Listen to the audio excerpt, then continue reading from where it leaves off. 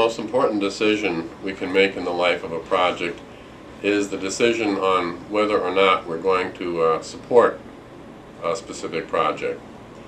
So what we're talking about here then is the project selection decision that's carried out in the earliest stages of the project life cycle. It's clear that if you pick a loser during this stage, you're going to have a project that loses. So in selecting projects, we want to make sure that we make good decisions, that we choose projects that have a good chance of winning.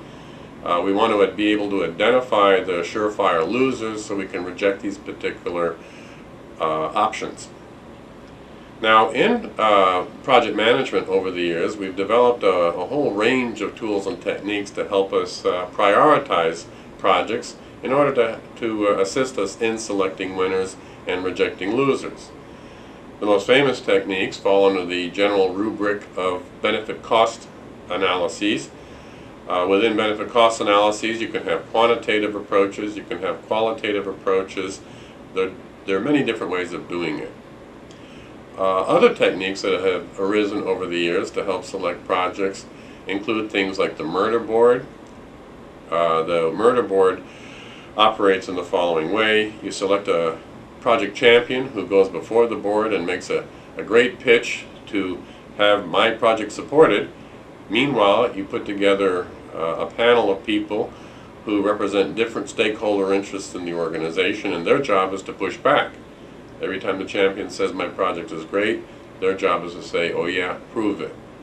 So that's another way of choosing projects that really puts the project team through its paces. You got to really work hard to get to convince the board, the murder board, that your project has merit.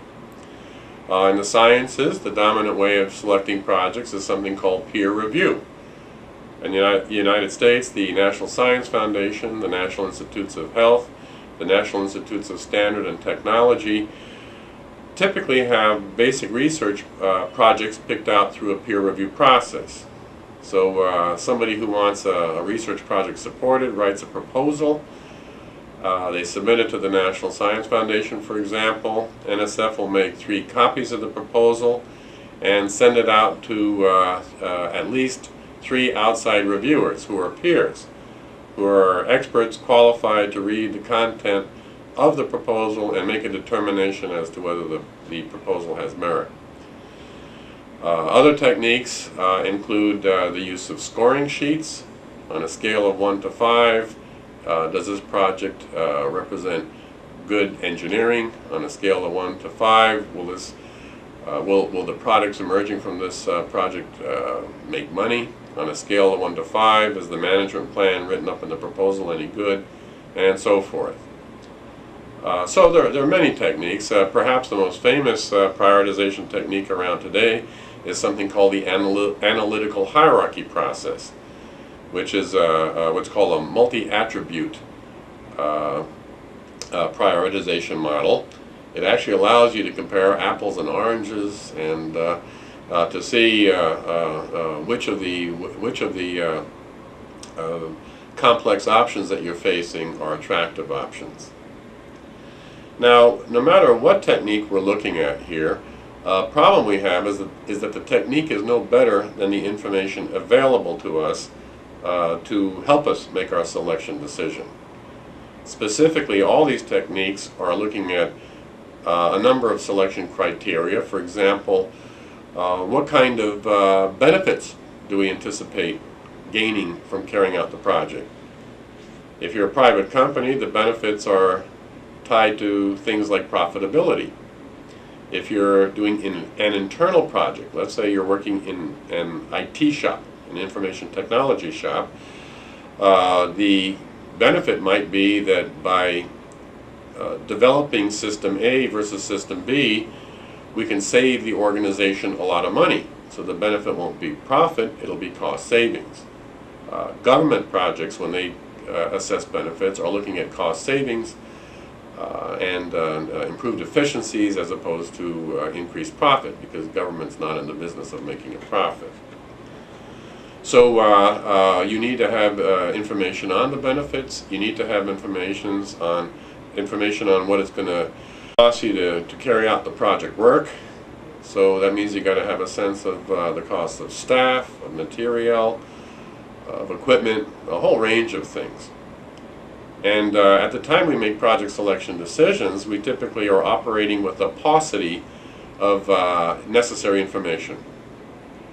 So the challenge is then to try to determine how can you make decisions with limited information, and in fact, is there a way, as you're carrying out a project or the early stages of the project, even as you're writing a proposal, for example, can you gain information to help you have a better sense on whether a project is worthwhile supporting. So what we're going to do is look at a technique borrowed from the financial community, which is the financial options methodology, which is geared towards paying a price. You're buying an option. You're paying a price fundamentally to gain information. And by paying a relatively small price to gain information, you have a good sense as to whether you want to carry out the next step, which is to engage in even a larger investment. So we will be, in this presentation here, looking at the financial options concept and viewing it in its tangible form. Financial options are dealing with monetary transactions on the stock market. And in the stock market, you're dealing with a well-defined market. You have buyers, you have sellers. However, in many circumstances, particularly project circumstances, we're dealing with tangible assets that don't have buyers and sellers. It's not a well-defined market. You're not trading 24 hours a day. So we call those options then real options. The financial options deal with things like stock prices, buying and selling stock.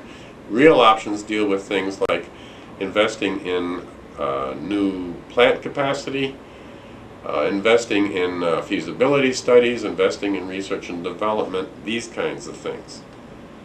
So let's take a look at how financial options theory can provide us some guidance that we can apply in the project management arena to spending a little money to buy information that'll help us in the next stage of decision making that we're going to carry out on our project.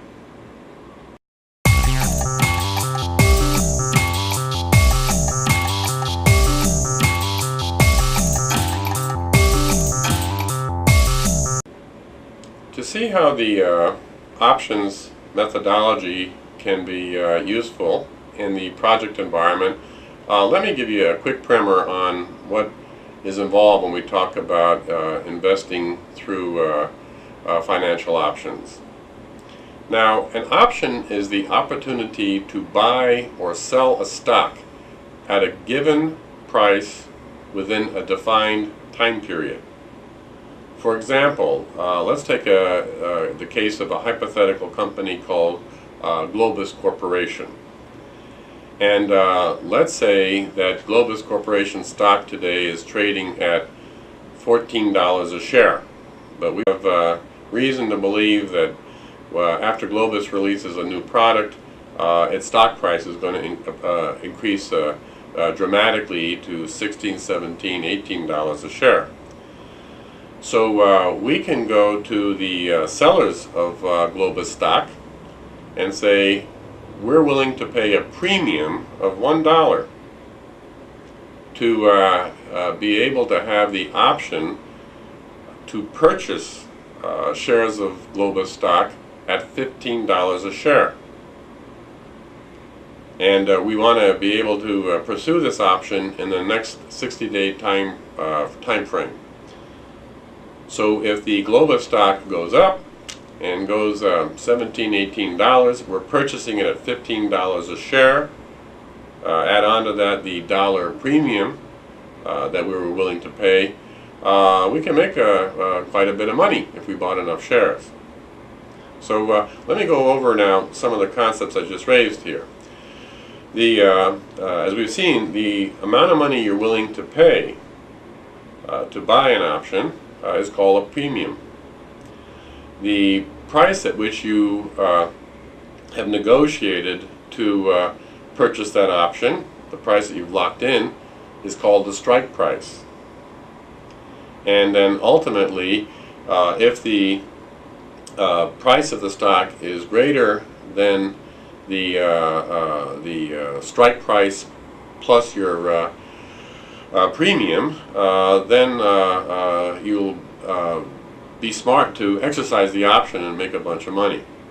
If ultimately the price of the stock doesn't get high enough to make it worth your while, then you won't exercise your option, and what happens here is then that you lose the money you spent on the premium. So that's how options pricing works and the options techniques works in the financial sector. The specific example we had there, the opportunity to buy a stock, is called a call option.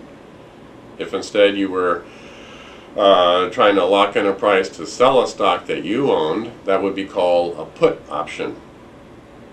Now, in the project management arena and the real options arena, we're concerned only with call options. The opportunity to purchase something at a fixed price. That's what we're going to be dealing with in this presentation.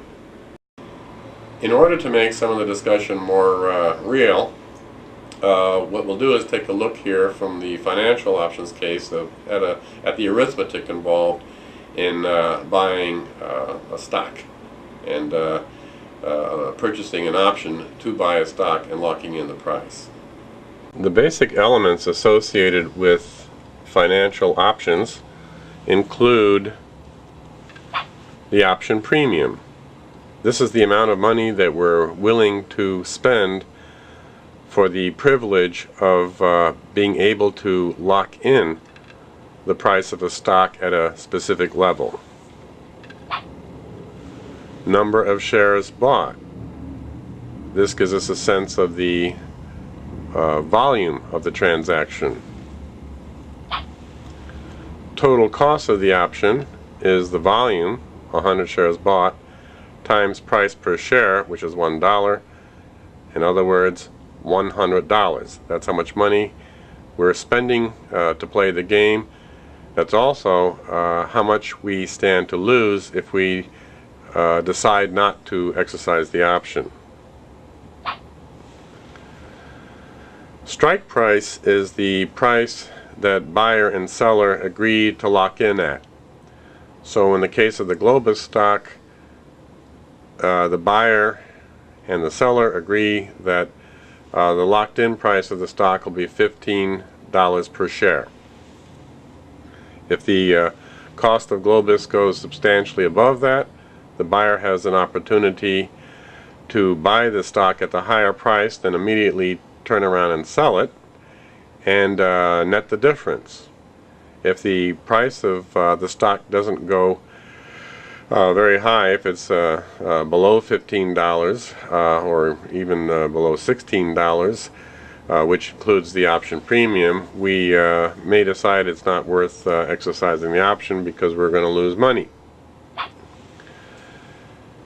In financial options, the time period that we have to exercise the option is very clear, and it's very important. In the example we have here, the option period is 60 days.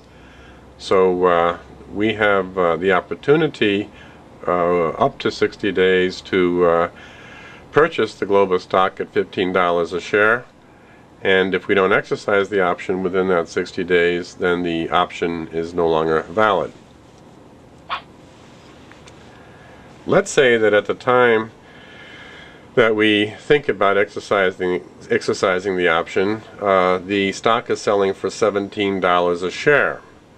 So let's see how we determine whether this is a high enough price to make it worth our while to exercise the option. If we exercise the option when the stock price is $17 a share, we stand to gain $100. To see how this is computed, consider that the cost to us of buying a share of Globus is $16. It's the strike price of $15 plus the $1 premium that we're willing to spend. Meanwhile, the stock price on the market is $17 a share, so we have a gap here of $1 between the money we spent and the revenue we can generate. Because we're buying 100 shares, we take the 100 shares times the dollar per share figure and see that our net gain then is $100. This was a pretty good investment. We basically invested $100 to purchase the stock option, and within 2 months that $100 generated $100. Not bad to get 100% return on your investment.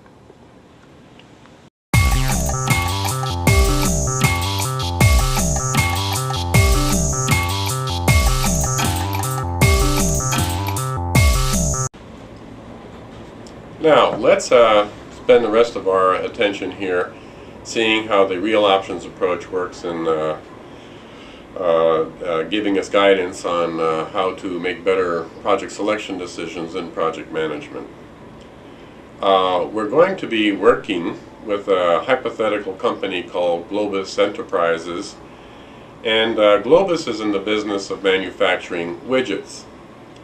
And the marketing department at Globus has recently come up with a study that demonstrates that it's anticipated there's going to be a major increase in demand for widgets in the world markets.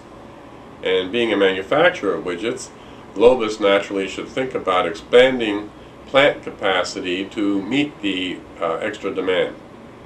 Now, if you're a smart manager of a company like Globus, you don't just immediately say, more demand, let's go ahead and expand plant capacity. What you need to do is to take a look at what's it going to cost to build more capacity, and then also to have a better sense of, is there really going to be enough sustained demand where we'll be able to cover the cost of our investment with lots and lots of revenue. So those are the kinds of things that you've got to take into account. Now in the case of Globus, senior management has decided that to determine whether it makes sense to expand capacity, they're going to carry out a feasibility study. And the industrial engineers who will be doing the feasibility study inform senior management that this has to be a pretty major feasibility study. If it's carried out, it'll cost the company an estimated $800,000, which is not it's not nickels and dimes. It's a substantial investment. So the situation facing senior management right now, the question that they've got to address is it worthwhile spending $800,000 on a feasibility study to determine whether or not we should expand our plant capacity, and also provide us guidance if we decide to expand capacity on what approach we should be taking.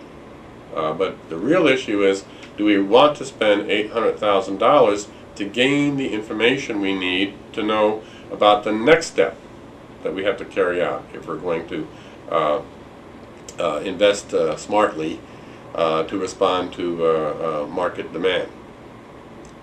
Okay, so if you think about it, this $800,000 price tag on the feasibility study is really comparable in the financial options technique. It's comparable to the price we're willing to pay for an option, okay, called a premium.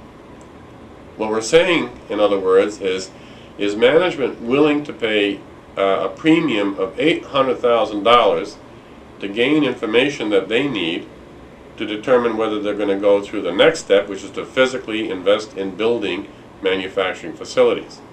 That's what we're dealing with here.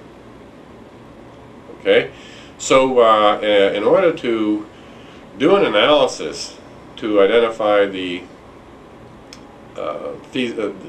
identify whether or not it makes sense to carry out a feasibility study, management's going to need some other information. They're going to need to have a sense of what the investment is going to entail. Just a rough sense at this stage. Early on at this stage, we don't have enough information to do detailed analyses of what works and doesn't work, but in a rough sense, what's it going to take? What can we visualize it's going to take to invest in additional plant capacity? Right away we can see there might be three scenarios. A major investment scenario, a moderate investment scenario, a minor investment scenario. If we were to implement these three scenarios, what would be the cost associated with it? So that's a piece of information we need to make a decision as to whether or not we're going to even carry out the feasibility study. But that's not enough information. We also have to be able to estimate what the returns on the investment are going to be. What kind of revenue does our marketing department tell us will be generated by producing more widgets? We can double our capacity of widget production and then no one buys it, in which case we're not in very good shape. So the issue is not only what's it going to cost to expand plant capacity, but what's the anticipated revenue? And at this time, we don't have lots of information on what's happening in the marketplace, but can we at least visualize two scenarios? Say we make a lot of money, we don't make a lot of money. Okay, and how much money would a lot of money be? How much money would a low level of revenue be? So this is the kind of information that if we can gather it at this stage and look at it, we will be able to have some sense as to whether or not it makes sense, to fund the feasibility study.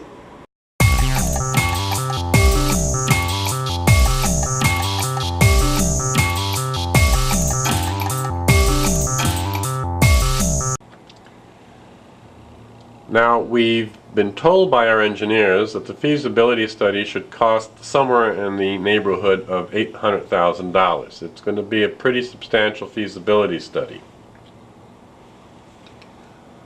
What is the investment requirements that we might encounter? And our engineers tell us they can visualize three investment scenarios. One is a major expansion of plant, which will have a big price tag of $6 million. A second option is to have a more modest expansion of plant at a price of $4 million, or there might be a fairly minor expansion of plant at the price of $2 million. For the purpose of this presentation, we're going to assume each of these outcomes is equally probable. Each of them has a 33% chance of occurring, simply to keep our analysis viable, make it easy for us to figure out what's going on here without becoming overwhelmed with complexity. In the real world, obviously you'll have different likelihoods of these scenarios occurring. Let's take a look at revenue. Again, we're going to simplify things, and we only see two revenue options facing us. One is we make a lot of money. That's the high revenue option. That would be $6,500,000. Or we don't make a lot of money, which would be the low revenue option. Our revenue there would be $2,500,000. To keep things simple, for analytical purposes, we apply those two options across the major, modest, and minor investment scenarios. And also, to keep things simple, let's just assume that it's just as likely to have a high return as a low return. So we're going to give the high and low returns both a 50% chance of occurring.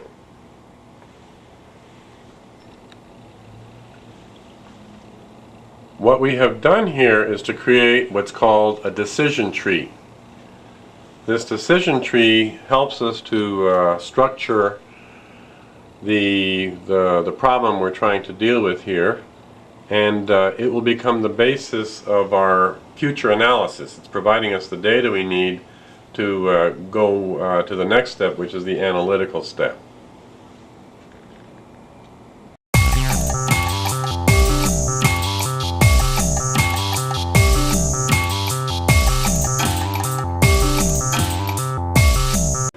Let's take a look at the information that we've got embedded in our decision tree right now, and see how, using a traditional approach for investors, how we would take this information and develop a sense as to whether or not this is a worthwhile project. The traditional approach that people have been using for decades is to try to estimate at this early stage what the profit will be associated with this project. So we're going to do a simple, straightforward profitability analysis, and based on the information we glean from this analysis, make a judgment as to whether or not it's worthwhile to carry out a feasibility study that's going to cost us $800,000. Profitability requires us to compute revenues and cost, and profit itself is revenue minus cost. So we need to compute some data on what are our expected revenues, what are our expected costs. We'll subtract costs from revenues, and that'll give us a sense of what our expected profits are. So let's start off by trying to compute the expected value of revenues. On this chart where you see that E parens revenue, that should be read expected value of revenue. That little e there always is read expected value of. It's a statistical term. And the way you compute the expected value of revenue is to take a look at your high revenue scenario and your low revenue scenario and multiply each of the corresponding values by a probability of 0.5. This that you see in this chart here, you'll see then that our expected revenue is $4.5 million. We want to carry out a comparable analysis of expected costs, and in this case we have three cost scenarios: a high cost of $6 million, a medium cost of $4 million, a low cost of $2 million. And for purposes of just teaching these principles, let's just assume that each of the probability of each of these scenarios is equal. So what we'll do is then you work with the probability of 0.33, which is a third, and we'll take a third times 6 plus a third times 4 plus a third times 2, and we work out the arithmetic, and we see that the expected cost will be $4 million. Computing profit's pretty simple now. Take that expected revenue figure minus the expected cost figure, and you'll come up with an expected profit of $500,000. Now we're making some money here, so you might say, well, let's go for it. But remember, you're trying to decide right now, before you've begun any work, including before you've begun working on the feasibility study, whether you want to move ahead with this project. And that $500,000, which is $500,000, won't even cover the cost of the feasibility study. So our verdict is, don't go ahead with this project. The anticipated revenue associated with the project won't even be high enough to cover the expenses of the feasibility study.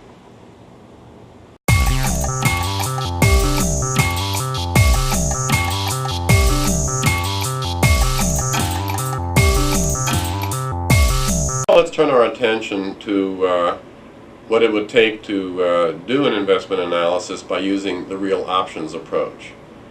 What the real options approach does is to dig deeper than the traditional approach, to investigate at a more detailed level various scenarios that we'll encounter in carrying out the investment. Okay, so what we're going to do right now is, for example, to look at in some depth, what would be the profitability if we have the high cost option? What will be the profitability if we pursue the moderate cost option, the profitability of the low cost option, and then overall, taking into account that we have these three options facing us, what is our expected profitability? Okay, so what we're going to do is an analysis similar to the earlier traditional approach, but we're going to look at it in more detail. As we look at it in more detail, this will affect some of our decisions on how we should proceed, and that in turn will affect the types of profitability we'll be encountering. With scenario 1, the feasibility study suggests that we're going to need to undertake a major investment. In this case, our expected revenue is $4.5 million, Our expected cost is $6 million, and we anticipate losing $1.5 million. If this situation plays out, then it doesn't make sense to go ahead with the investment. We will decide to kill the project. Therefore, our expected profit will be $0 because we won't undertake the project. So we have nothing to lose. By the same token, we have nothing to gain. What this means is that our expected profit will be 0. If through the feasibility study you gain insight that the project to carry it out from this point forward or in the future requires major investments, a major investment of $6 million. And if your analysis tells you that by spending $6 million to carry out the project you're going to lose $1.5 million, then you're not going to carry out the investment. So if we face a situation where the conclusion of a feasibility study is we need a major investment to generate these widgets, the decision will be pretty straightforward for us. No, we're not going to do that major investment because the major investment is going to cause us to lose money by our estimation right now, and so we're not going to do it. So our profit will be not minus $1.5 million. The only way you're going to lose that the $1.5 million is to go ahead with the project, spend the $6 million, and then get a $4.5 million return on it. We're not going to do that. We're going basically to kill the project so we won't be encountering any losses, neither will we have any profit. So our expected profit will be 0. Let's take a look at the second scenario, which is where we're asked to make a moderate investment of $4 million. In this case here, we anticipate having an expected profit of $0.5 million, that is to say $500,000. So at least in this case here we have a modest gain.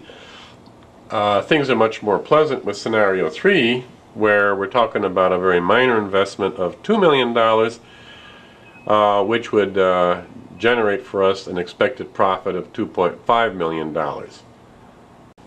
Let's take the information we've developed about the 3 profit scenarios to compute an overall expected profit. Here we use our expected value concept again, and this time we apply it to computing expected profit.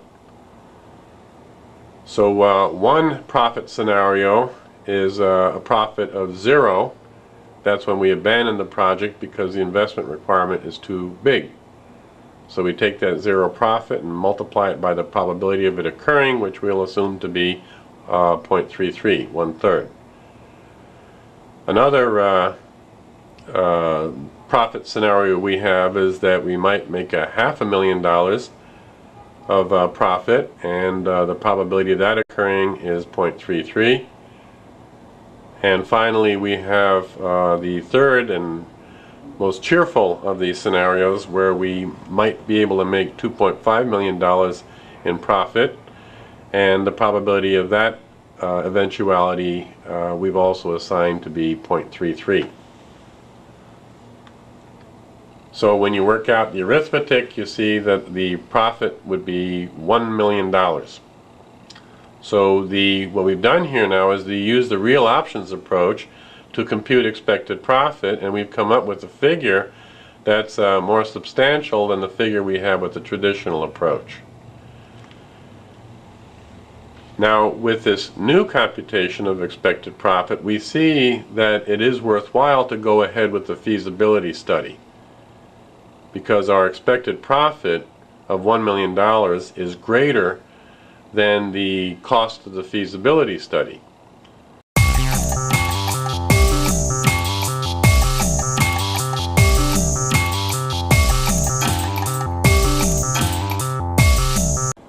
Okay, the traditional approach has us computing profit by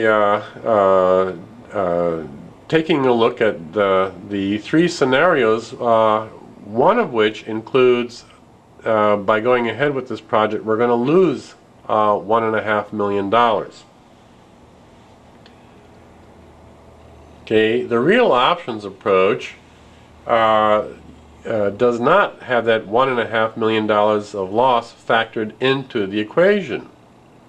So basically it's saying that that $1.5 million of loss will not occur because by undertaking the feasibility study, we've already determined that if we decide that we've got to make a major investment of $6 million, we're not going to do it. We're going to kill the project. So our profit will be zero. We're not going to encounter a loss of $1.5 million. We're just not going to have any profit at all. So that, with that additional information, suddenly the project doesn't look as unattractive as it did with the traditional approach.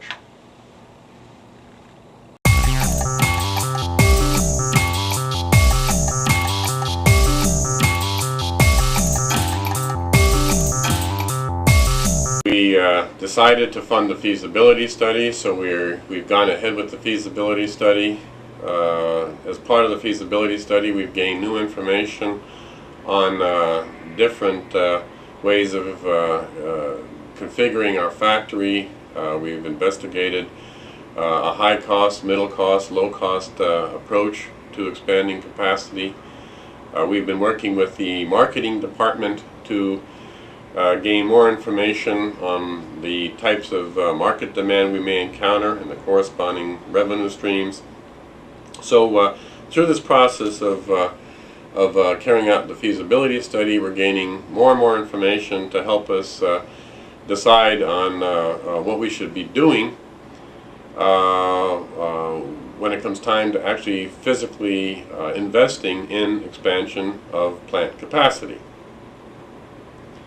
Now, let's say that through this process of this additional investigation, these studies we're carrying out, we've determined that the only viable way of expanding capacity is to go the moderate investment option. Okay, so that's our decision that technically the expansion of capacity is going to require us to go the route where we invest $4 million to develop facilities that will enable us to meet our anticipated market demand. So, so this is some information we bought with our $800,000 feasibility study. We now know what the expansion has got to look like, and we know what the investment value is going to be. We still have a bit more information that it would be nice to have, and that would be the more detailed information and more precise information on what anticipated sales will be. So clearly, if we have a large anticipated revenue, it's likely that the decision will be, hey, let's go ahead with the investment. Let's break ground and start building that new extension. On the other hand, if we only make small revenue, it's not clear to us at this point that it's worthwhile going ahead with the project. So what we'll do now is to revisit the same methodology we carried out earlier in determining whether or not it's worthwhile spending money on a feasibility study. We're going to carry out that same general approach a second time.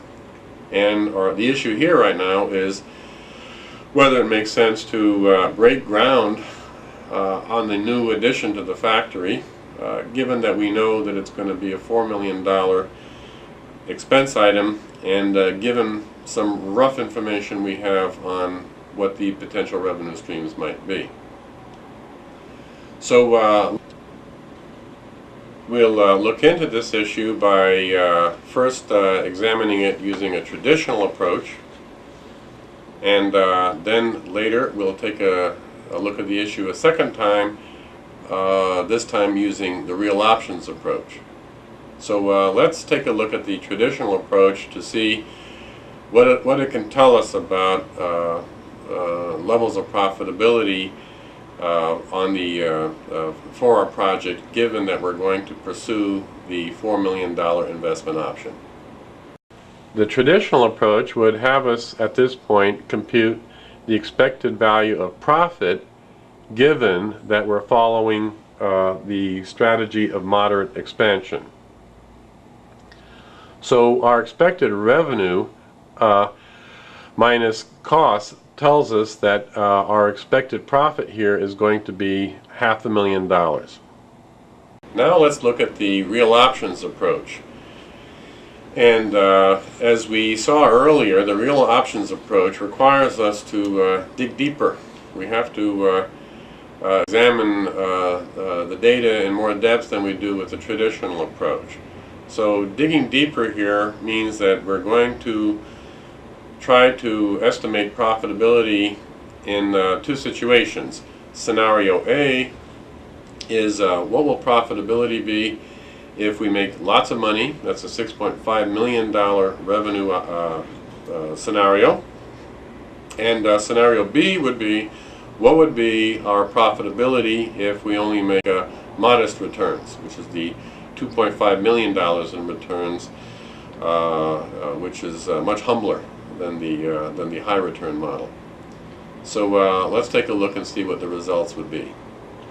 The high revenue scenario, scenario A, we calculate that the expected profit is going to be $2.5 million. That is, our expected revenue is the high revenue option of $6.5 million, and we subtract from that the $4 million it's going to cost to carry out the moderate expansion. So that leaves us then with a $2.5 million profit, which is very attractive. We're talking about making quite a bit of money here if things play out this way with scenario A. Scenario B is the low revenue option, and by carrying out some of the arithmetic here, we see that if this transpires, if we go ahead and spend $4 million to expand plant capacity and only generate $2.5 million of revenue, we're going to be in a loss position. Now that we have this information now, and that the low revenue scenario is going to cause us to lose money, so if we, as we're gathering more information on the investment possibilities here, if we discover that, let's say our marketing department tells us that we're going to be encountering the low revenue scenario, we'll decide not to go ahead with the investment. We don't want to spend $4 million just to lose a bunch of money. Okay, so our profit will not be minus $1.5 million. We're going to kill the project and should not face a situation where we lose that money. Our expected value of profit will be 0.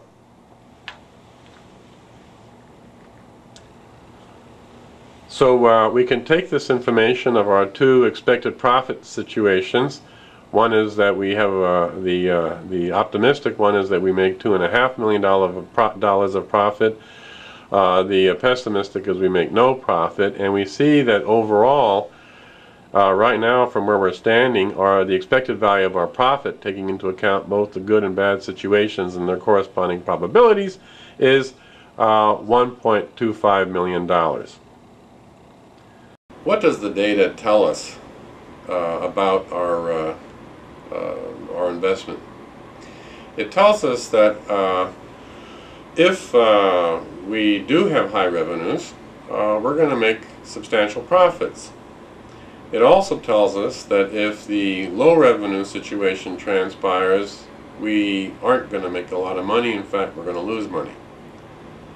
So if this were my project, and if I were the executive making the final decisions here, I would use this information to argue for my marketing department to do a little more market research. I think that to go out and build a plant right away would be riskier than what it'd be a higher risk than we really need to take on the one hand. On the other hand, we don't want to be too cautious because there is a good opportunity for major gain here. So my decision would be, let's buy a little time to do a more thorough market research study, and through this market research study, try to figure out, are we going to be closer to the $6.5 million revenue scenario, or closer to the low revenue scenario of $2.5 million. It's going to make a big difference. If it comes out on the low end, then we'll abandon the project. If it comes out on the high end, by all means, we want to continue.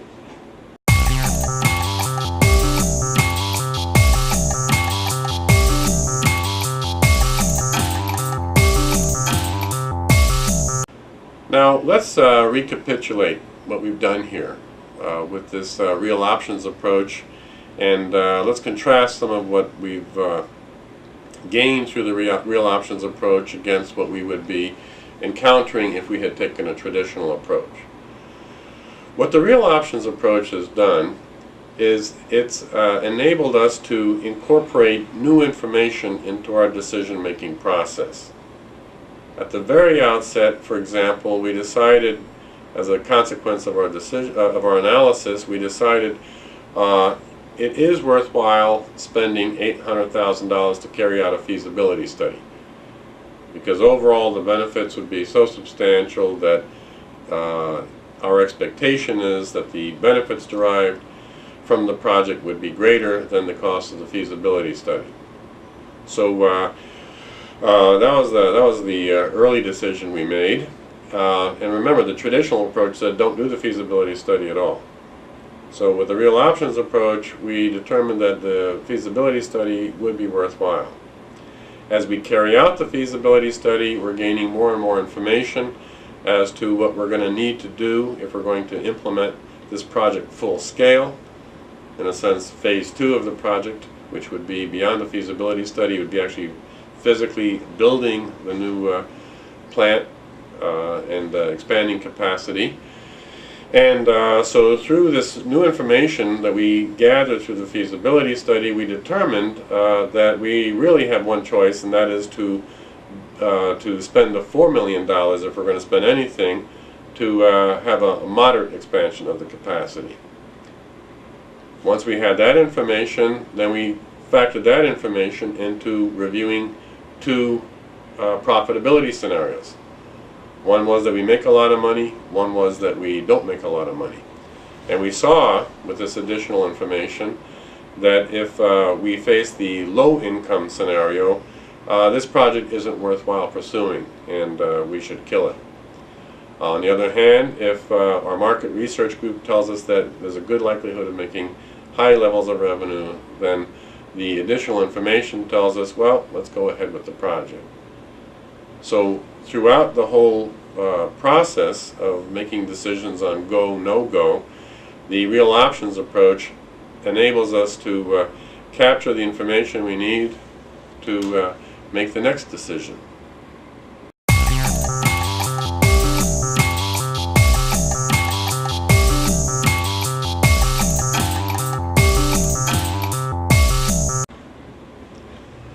What are the limitations of the real options approach?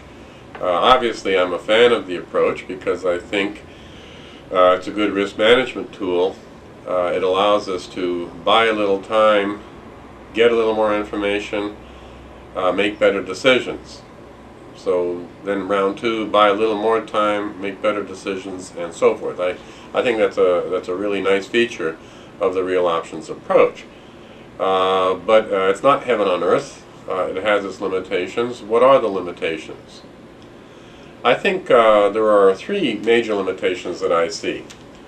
One is that in the final analysis, we're still dealing with limited information. Certainly, we're gaining more information than we do through traditional decision-making approaches. By the same token, the information we're dealing with is still highly imperfect. So we can be gaining more information, but if the new information we have is wrong, if it's off target, or if it's only partial, we may find that our decisions are still pretty crude and primitive because the data upon which they're based is highly flawed. So the real options approach doesn't guarantee that we're going to be making decisions on the basis of really good information. Second problem with the real options approach, or limitation I should say, is that in making decisions with the real options approach, we're still facing substantial risk and uncertainty. For example, let's say in the Globus model that we investigated, that there is, we're pretty sure, we're very confident there's a 50% chance that our revenue stream will be $6.5 million. There's also, however, a 50% chance that it might be only $2.5 million. So the real options approach doesn't tell us which one of those it'll be. It looks statistically at what we can expect the revenue to be, given that we face a scenario of high levels of revenue, a scenario of low levels of revenue, and the probability of each of these scenarios is 50%. So it's giving us the, in a sense, what's going to happen on the average. So it gives us statistical guidance on what we should do, but there's no guarantee with statistical guidance. A third limitation of the real options approach is that it doesn't allow us to deal with the all-important timing issues that we have when we talk about making decisions. For example, with financial options, the timing issue takes care of itself.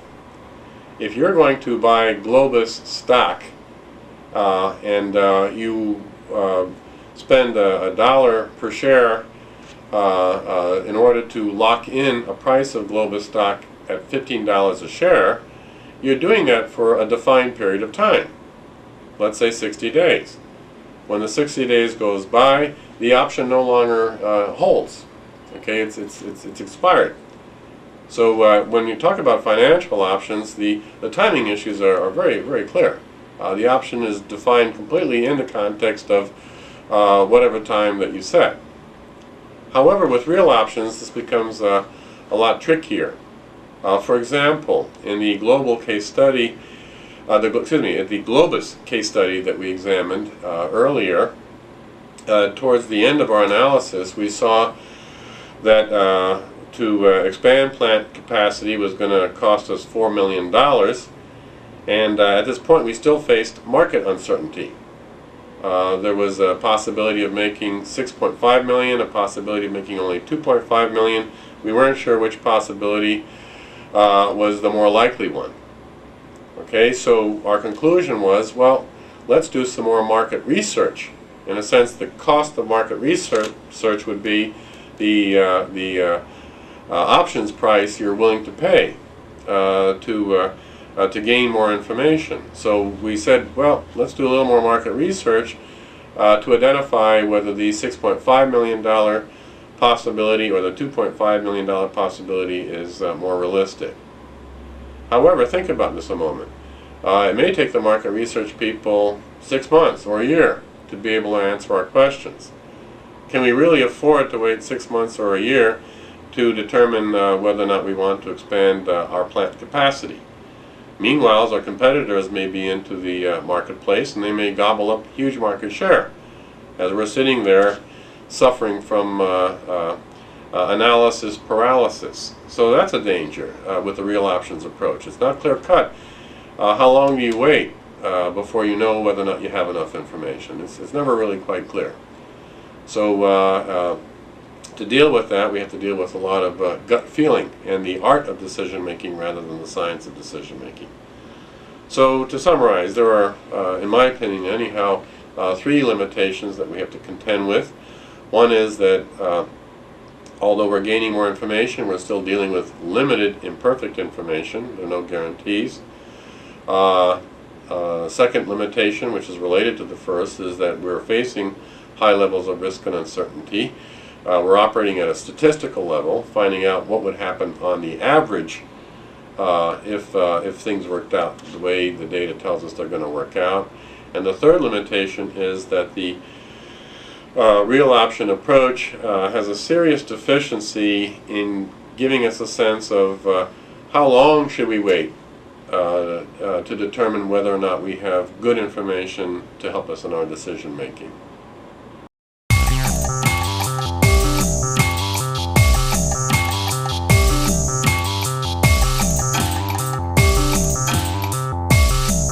I hope that you found this to be an interesting introduction to this concept of real options and seeing how it can be applied to a project environment.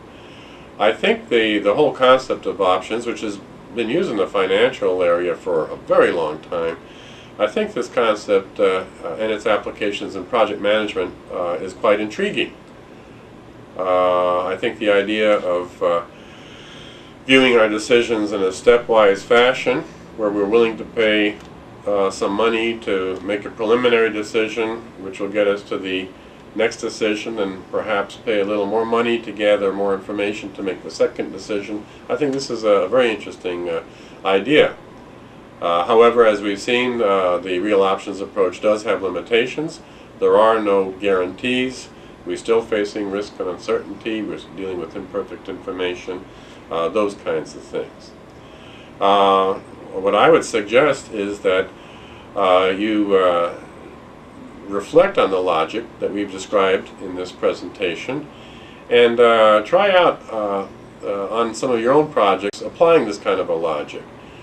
Sit down and try to see how some of the decisions you make early in your projects have a cost associated with them, and try to see whether you can identify whether the cost that you would be paying in the early stages of a project to gain more information are worthwhile expenditures, whether the overall benefit of the project will more than offset the early expenses, and then see how, as a project's being carried out, the same kind of logic that we've applied here can be used to make decisions later on as to whether we should continue with the project or kill it. So it's a good guide as to whether we should be making go, no-go decisions on projects, even after the project is 40, 50, 60% underway. Try it out. Since I became aware of this technique, I've been using it quite heavily. I use it continually in my own decision processes, and I find that very often I might not have the kind of data I would like to have to employ it in a rigorous fashion. But I find even with the very crude data I work with, it gives me a high-level view of whether some of the projects I'm pursuing are worthwhile, and it also helps me to structure my decision-making processes. So whether or not I can use it in a hard and fast scientific sense, whether that's a real possibility, I don't know. I do know, though, that as a rough and ready decision-making guide, it served me very well. So try it out and see whether or not it can serve you well as well.